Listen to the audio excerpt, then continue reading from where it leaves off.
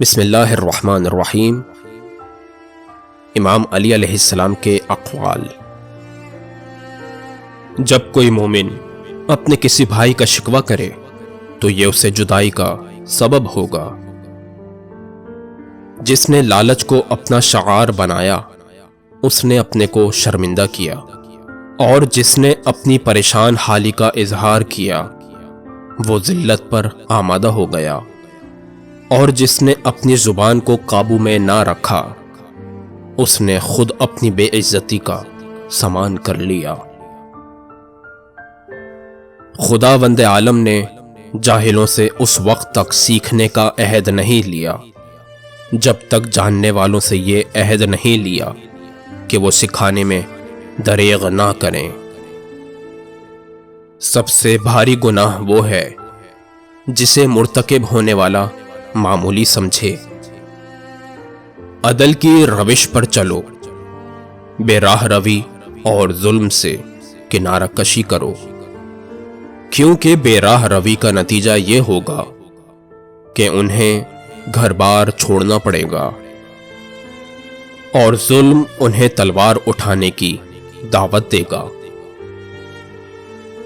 قناعت ایسا سرمایہ ہے جو ختم ہونے میں نہیں آتا۔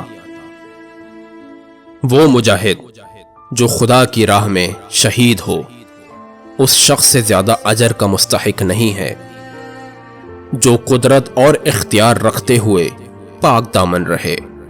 کیا بعید ہے کہ پاک دامن فرشتوں میں سے ایک فرشتہ ہو جائے۔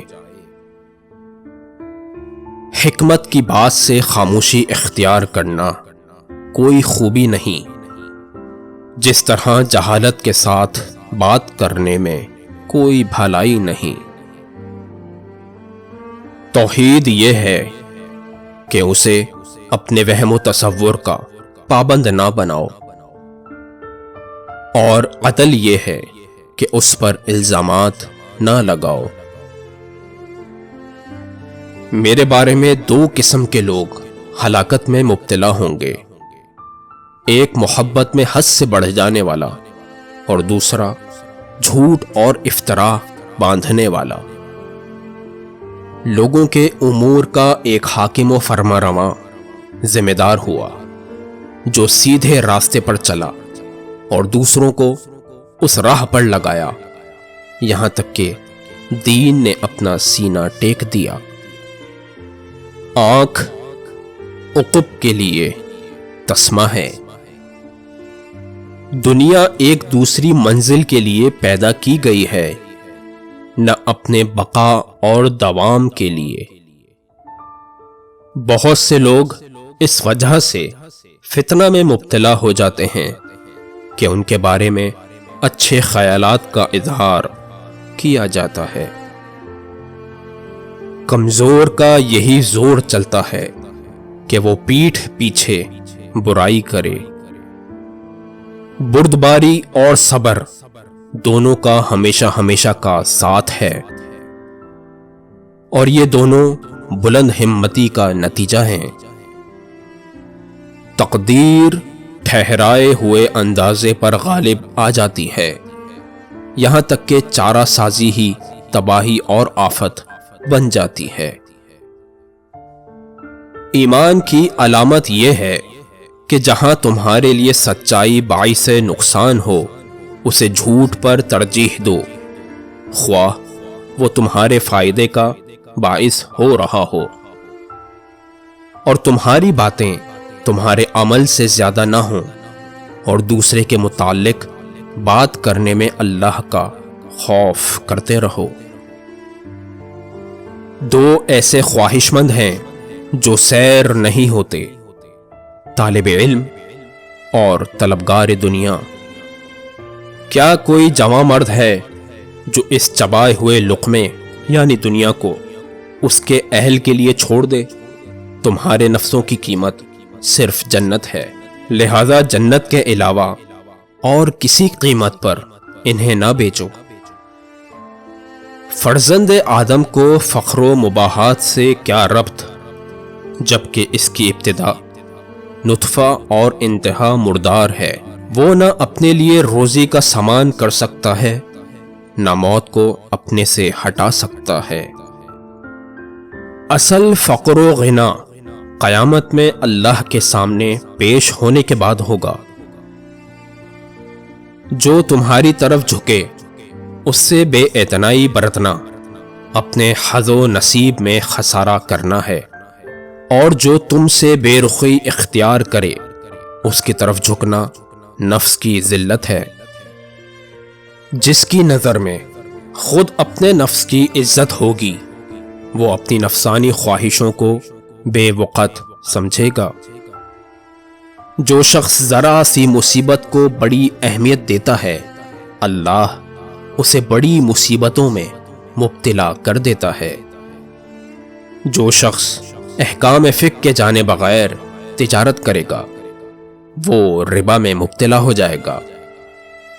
اگر کسی آدمی میں عمدہ اور پاکیزہ خصلت ہو تو ویسی ہی دوسری خصلتوں کے متوقع رہو۔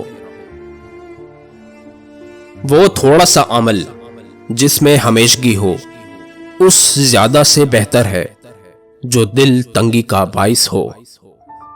تمہارے لیے ایک شہر دوسرے شہر سے زیادہ حقدار نہیں، بلکہ بہترین شہر وہ ہے جو تمہارا بوجھ اٹھائے۔ حکومت لوگوں کے لیے آزمائش کا میدان ہے۔ نیند دن کی مہموں میں بڑی کمزوری پیدا کرنے والی ہے۔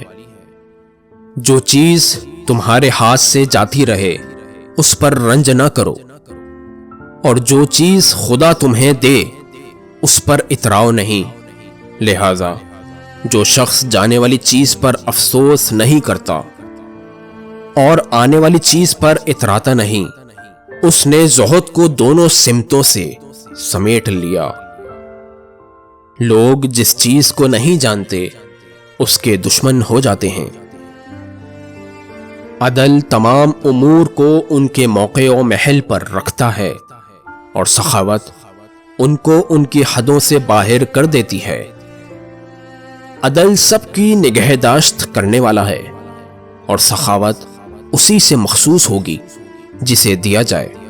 لہذا عدل سخاوت سے بہتر اور برتر ہے۔ لوگوں میں سب سے زیادہ کرم اور بخشش کا وہ اہل ہے جس کا رشتہ اشراف سے ملتا ہو۔ ایسا نہیں کہ اللہ کسی بندے کے لیے شکر کا دروازہ کھولے اور نعمتوں کی افزائش کا دروازہ بند کر دے، اور کسی بندے کے لیے دعا کا دروازہ کھولے اور در قبولیت کو اس کے لیے بند رکھے، اور کسی بندے کے لیے توبہ کا دروازہ کھولے اور مغفرت کا دروازہ اس کے لیے بند کر دے۔ لذتوں کے ختم ہونے اور پاداشوں کے باقی رہنے کو یاد رکھو۔